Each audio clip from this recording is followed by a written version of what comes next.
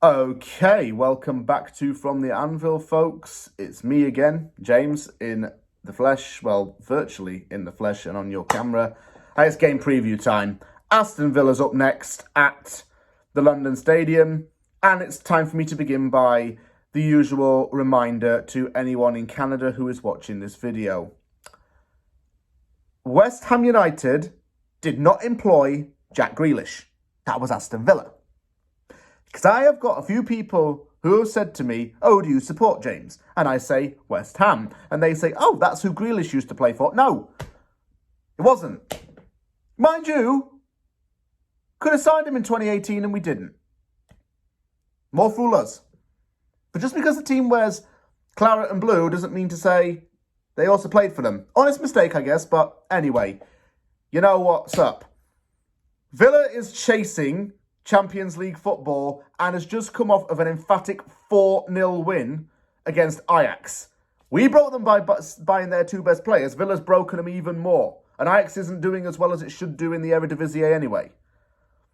Emery ball is actually joyful to watch. And certain players have become really, really dynamic because of him, especially winger Leon Bailey, who's become a more consistent goal scorer and dribbler and has started a few more games. Moussa Diaby as well, another big threat on the wing for Villa, and he was signed last summer.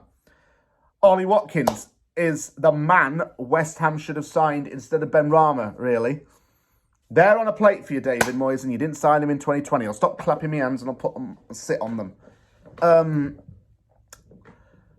The thing was there that we messed up. Watkins has gone on to get England call-ups and has become a prolific striker in the Premier League. He really has. He scored on Thursday night as well, and he's often in the top 5 top scorers in the Premier League come the end of the season.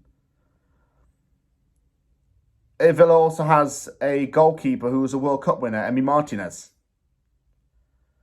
It's a very good team with very good director of football and an excellent manager who's used to winning in Europe. He's accustomed to winning silverware. He's managed Arsenal before. He's managed PSG. You can tell that Villa wants to really kick on and go above and beyond expectation. And this season's no exception. In the year 2024, it's lost 3 games, won 4 and drawn once. Its last game was a 4-0 thrashing against Tottenham Hotspur, losing that game. But prior to that, they'd won 3 in a row. And they'd scored 9 goals in 3 games in those 3 victories.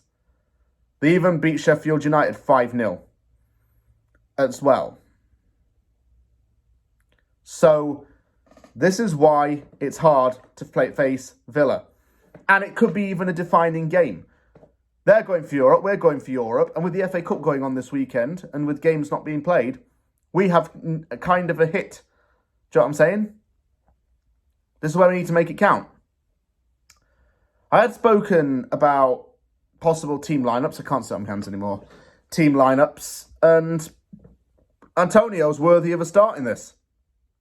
Common sense would prevail and suggest that he has to start in this game.